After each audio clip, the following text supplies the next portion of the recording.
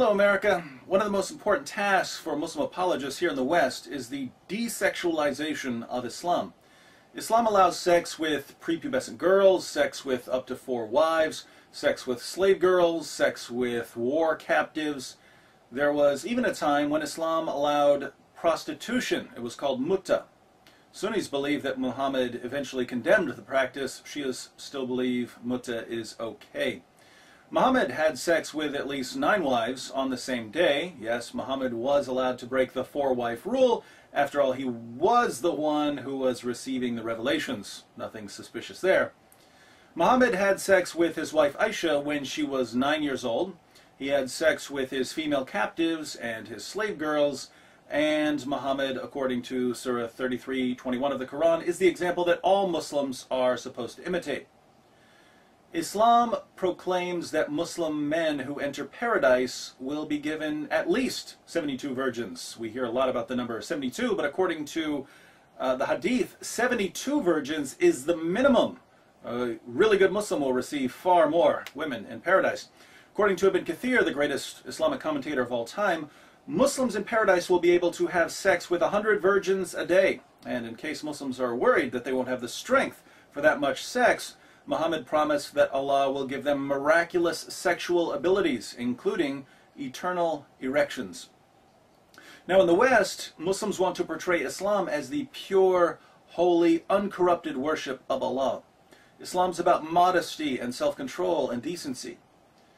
But when we open the Muslim sources and find a far greater emphasis on sex than we find in America or in any of the cultures Muslims routinely condemn, we start getting suspicious. We start asking questions. And when people start questioning and criticizing Islam, what do? You reinterpret your scriptures to make your religion more palatable to your audience.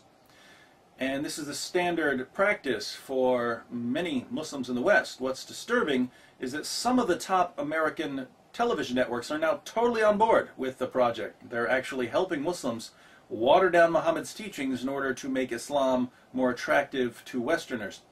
ABC News, you'll remember, went so far as to promote the radical group Revolution Muslim as America's first line of defense against radicalism.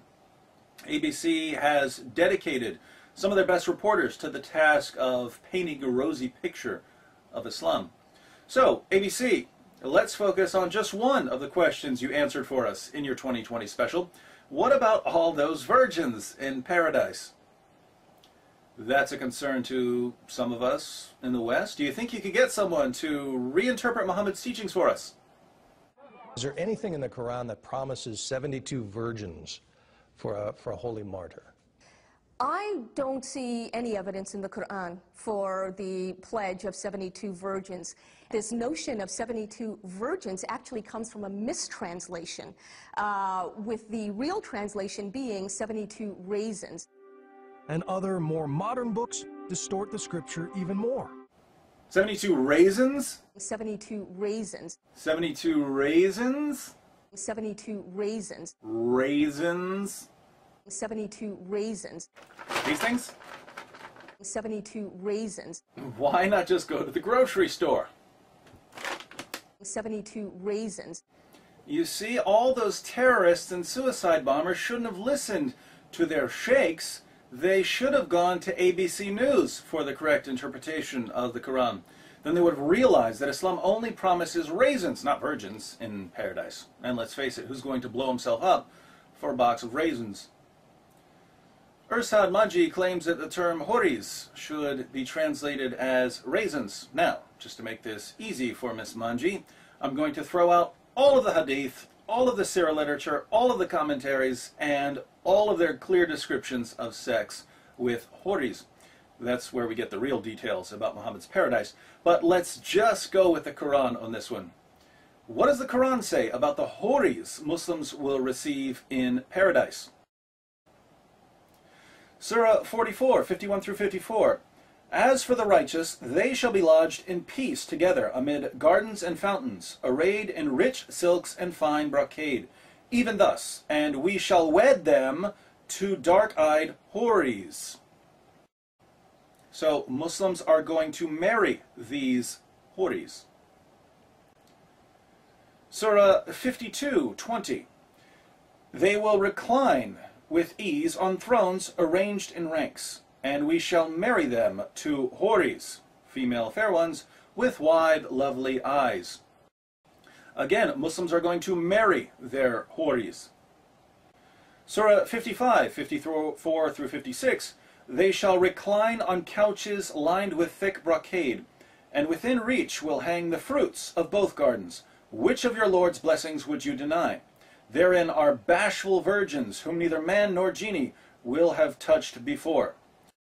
Bashful virgins never touched by man or by genies. Surah 55, 70 through 74. In each of the gardens there shall be virgins chaste and fair. Which of your Lord's blessings would you deny? Dark-eyed virgins, sheltered in their tents. Which of your Lord's blessings would you deny? Whom neither man nor genie will have touched before. These virgins are going to be chaste. Surah 56, 22 through 24. And there will be companions with beautiful, big, and lustrous eyes, like unto pearls well guarded, a reward for the deeds of their past life. These houris will have beautiful, lustrous eyes. Surah 56, 35 through 38. Verily we have created them, maidens, of special creation, and made them virgins, loving their husbands only, equal in age for those on the right hand. The houris will be very loving. Surah 78, 31 through 34. Surely for the God-fearing awaits a place of security, gardens and vineyards and maidens with swelling breasts, like of age, and a cup overflowing. The houris will have swelling breasts. Let's put all of this together.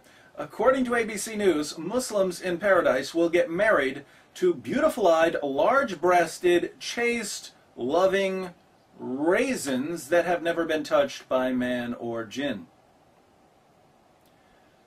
That's your story, ABC? If I were a Muslim, I think I would actually be upset at this distortion. Go ahead and try to insert the word raisins into some of the verses we looked at.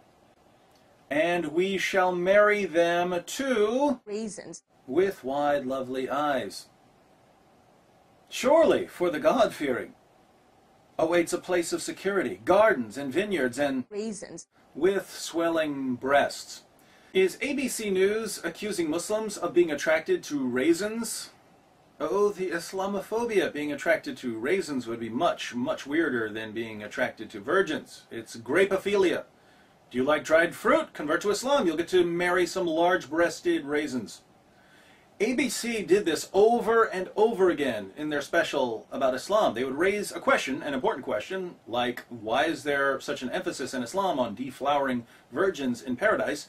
And then they give an answer that can't possibly be correct. All you have to do is open up the Quran and you'll see that the Quran can't possibly be referring to raisins.